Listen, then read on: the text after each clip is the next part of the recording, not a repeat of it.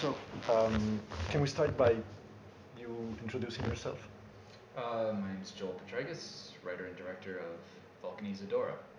I'm from Grand Rapids, Michigan. Okay.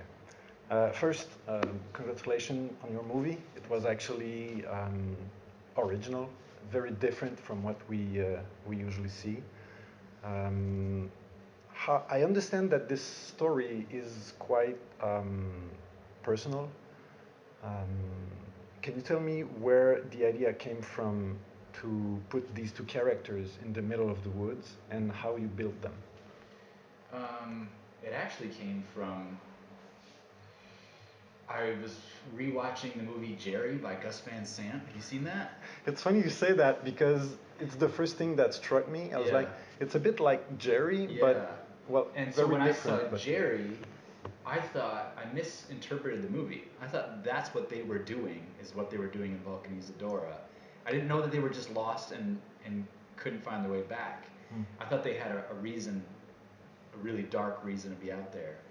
And then when it ended, I thought it ended when it should be beginning. I thought the most intriguing part was at the very end of the movie, and then just the credits come up, and I was like, I misunderstood the whole thing, and was like, I think that my misreading of that movie is a more interesting story.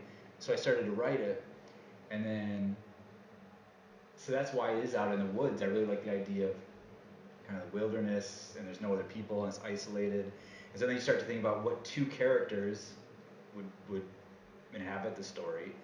And I always work with Josh Burge, so I wanted him in it.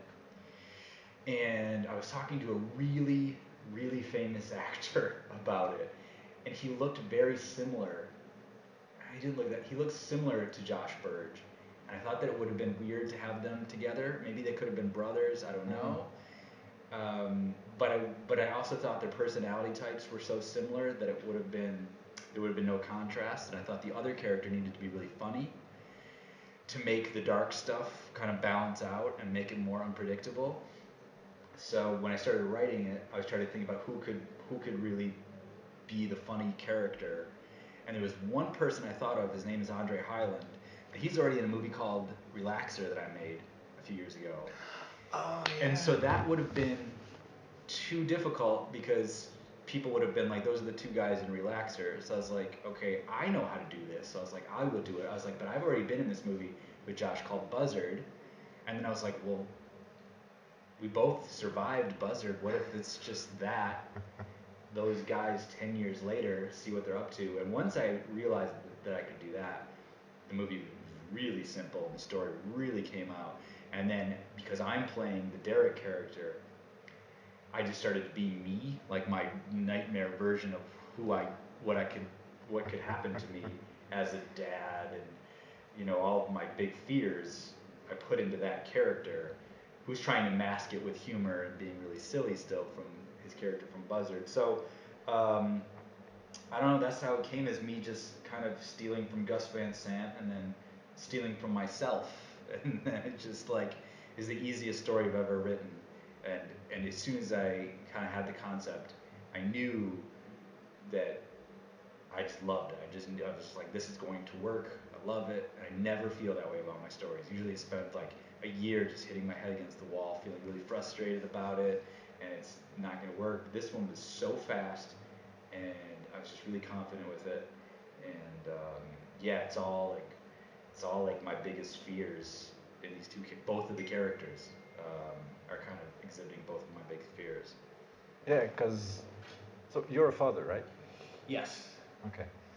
And while we're talking about the characters, it kind of struck me about Derek, Hmm. well, which is you. In the beginning of the movie, he's a bit like we. Uh, how can I say that? We don't really like him.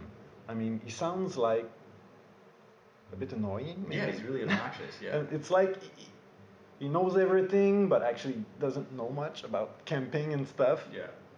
So was it like in your mind from the beginning, or it kind of happened? It just kind of happened. I figured I just know that character really well. So like put him in the outdoors. He thinks he's gonna know everything and he's prepared. But yeah, you're right. Like he doesn't really know, and he's just one of those people that just talks endlessly without thinking. Yeah, he And talks a lot. yeah, and that was the whole point. Is I told Josh, as he's Marty, I said, "You're not going to say really anything. Just let me do it." And so I didn't really write the dialogue. Just started Okay. talking and just. I was Like, like, in this scene, I'll talk about fish. In this scene, I'll talk about,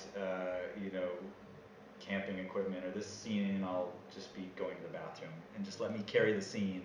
And there were certain moments where we had to kind of like rehearse it to make sure that it worked and that there was a point to it. But typically, it was just come up with a topic, and then I would just start rambling for a long time. And we well, did it most things in one take, maybe that's why it sounds so like real or natural. maybe.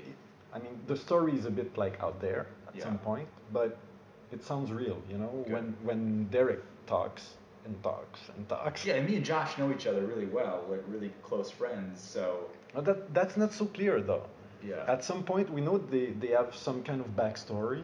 Hmm. It, I mean, it Oh, I'm comes saying through me and slowly. Josh, the real Oh, the real person. person. Okay, okay, And okay. so he just we know each other's rhythms, and I know when he's gonna talk, and he kind of Mm. knows when I'm gonna talk. So it was just really easy to do. But yeah, in the film, Marty and Derek, those characters, um, I think Derek thinks that Marty's his best friend, and Marty Mm. doesn't have a best friend. Yeah, Marty seems well. It's not clear where he comes from. Yeah. We understand that he went to prison for a while, Yeah. but it sounds like not so long. Right. And okay, I'm gonna go to Yeah. the point of the movie. In well, they are on this, let's say, trip. Sure. Yeah. I don't, well, it's physical trip, but it's mostly, I think, a trip to well, I don't want to say it, but let's say they want to take care of something. They want to take care of something. Okay. Sure. Um,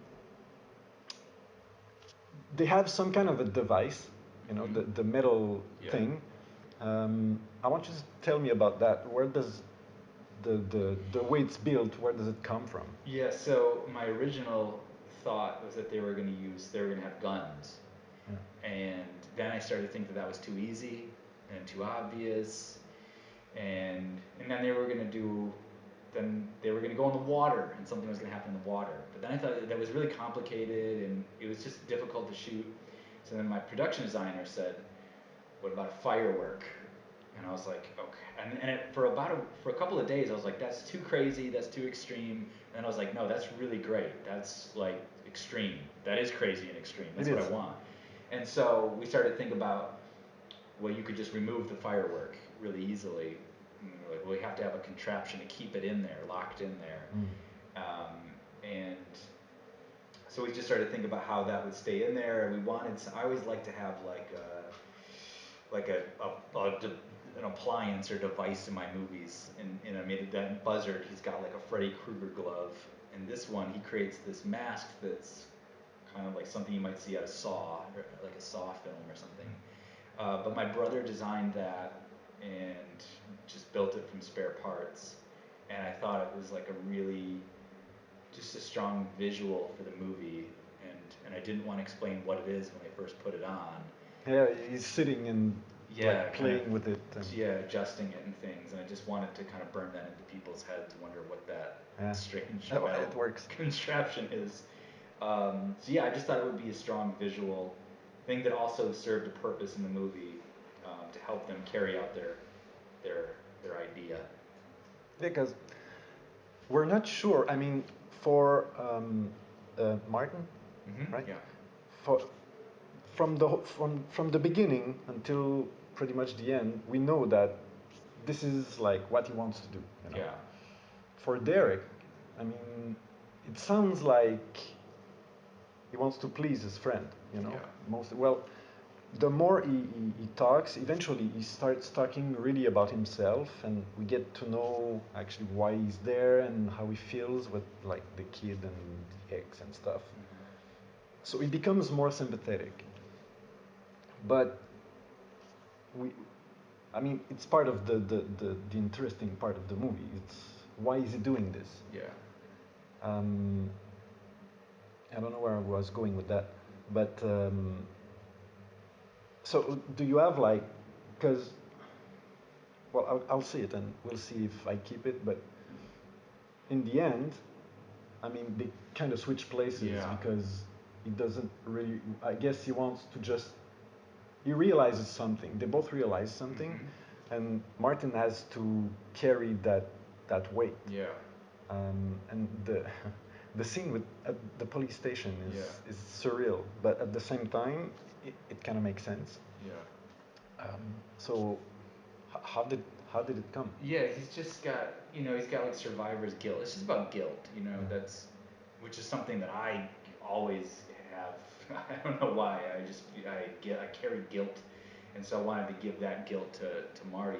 Um, yeah, I wanted, that's what it is. Like Marty's the one who wants to do this more than Derek, and Derek kind of chickens out at the end, and so that to me was the more interesting story, to keep him around, Marty around, and kind of no one believes him, no one wants to listen to him, which I think is kind of sad when he's almost like he's the boy that cried wolf or something. Nobody is interested in his really big, obvious. He's got a video of it. He wants to. Dad, please listen to me. Police, please listen to me. And no one listens to him. And I think that is more insight into why he's so unhappy and depressed. Is that he doesn't have anybody, and literally no one listens to him or believes him or cares about him. And so yeah, that second half of the story is to me the most important part of it. Like, again, that's going back to, that's where in Jerry, I wish we would have stayed with Matt Damon for another 20 or 30 minutes to see what was that like. Because that to me is the more kind of psychologically interesting part of that whole trip. Uh, Yeah, because in the end, I mean, your movie is I mean, there are. It's about this kind of companionship, but also solitude. Solitude. yeah, for So sure. they're both very alone. I Yeah. mean, Derek uh, seems that after splitting up with the mother of the child, just like stayed alone. Yeah. And Martin, we don't know much about him actually, but Yeah. he did some kind of a crime, which, from what we know, doesn't seem to be like that bad. He's not like, I mean, he he's not didn't going, kill anyone. yeah, he's not going to get sentenced to death or anything. He just knows that he doesn't want to go back to prison, and he'd rather be gone than go back to prison. So he's living in a hell that's, like a real hell, like a living hell, which is Derek's big fear, is like going to hell. And so there's a lot of, like, what's better, to live or to die if you're unhappy? You know what I mean? That's like what it all is. It's really, it's bleak, man. You know what I mean? And I don't want it to feel like nihilistic, but it really is. I don't know where it all comes from, but I don't know. I guess some people. I assume everybody has these weird dark thoughts of doing bad things to people or themselves, and that's really all it is. Is what if you can't even, you fail at everything and you can't even do that. You fail at achieving, leaving Yeah. Earth or something. I mean, it's sad. Yeah, He's, sad. It's Martin supposed is to be. clearly a sad person. It's supposed to be a sad movie disguised, at least for the first half, as like a comedy or something. But to me, it's like supposed to just be sad, sad, sad. Like that's Well, it the is. emotion. I mean, after we move on to the fact that Derek is quite annoying, once we pass this, the more we go in the story, the more we realize that actually it's about loneliness and Yeah. about not being able to move on from something. Yeah. And I think the fact that this something is not really clear, for at least even at the end there are still some unclear matters. I think that's doing this is a good way to, like, anybody can feel like can refer to it. I never Yeah. lived what those guys lived, but Right.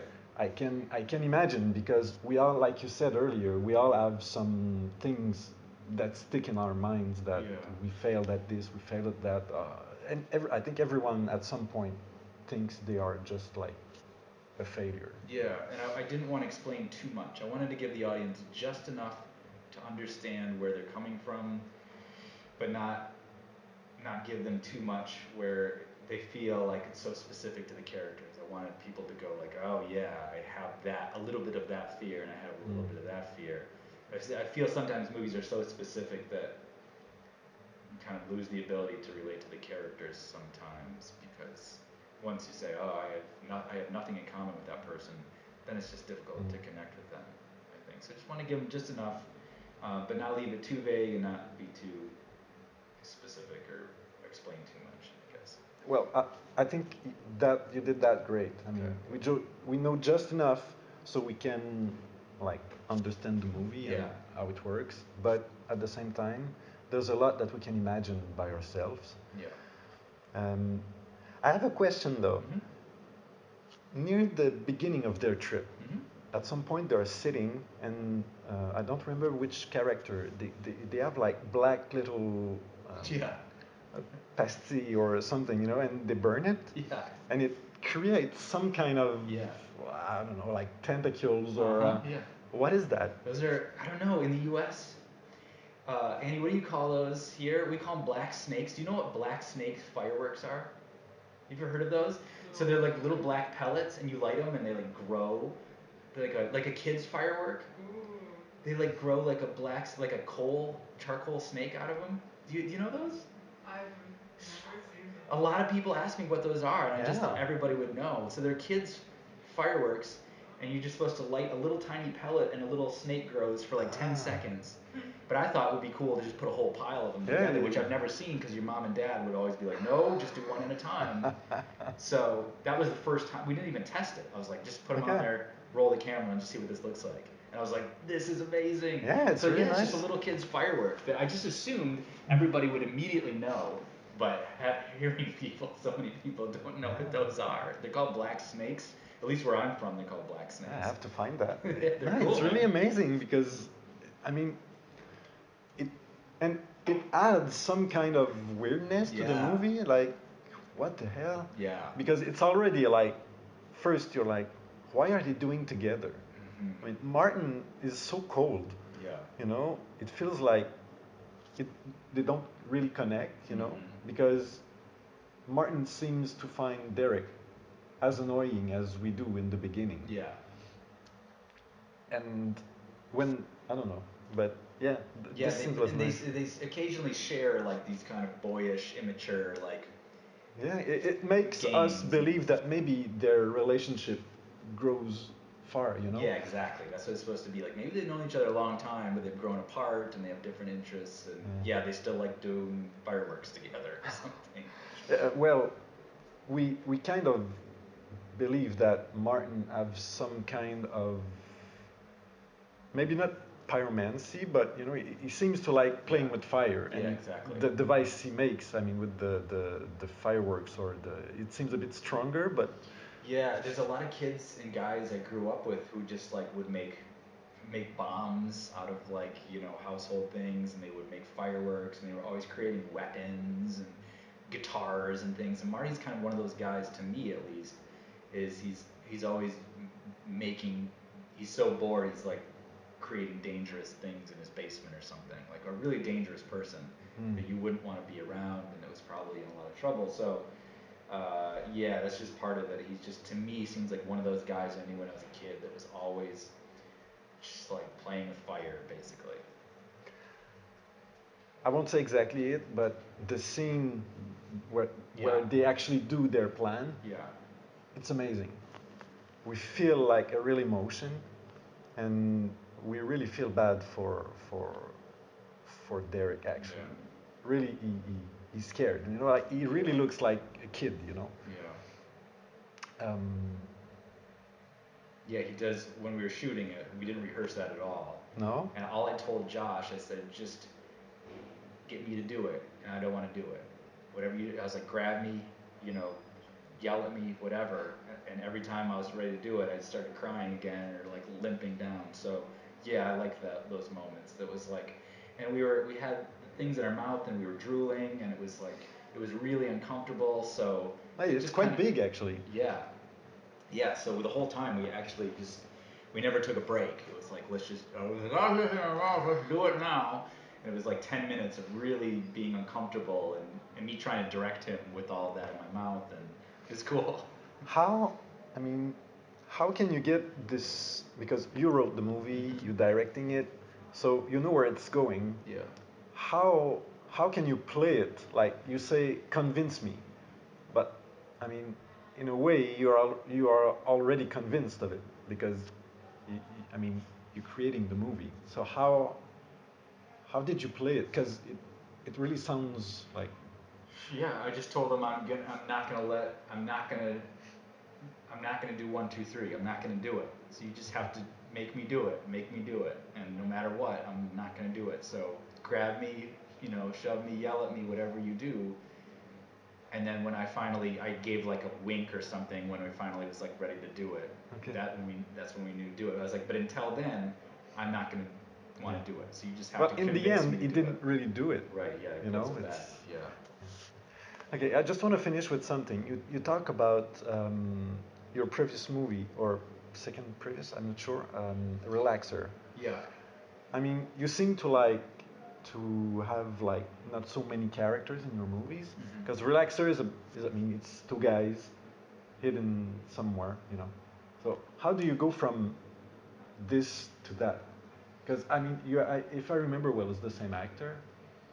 Yeah, yeah, same actor. Yeah, I typically don't like a lot. I don't like a lot of people in my movies just because I don't really enjoy the process of making movies.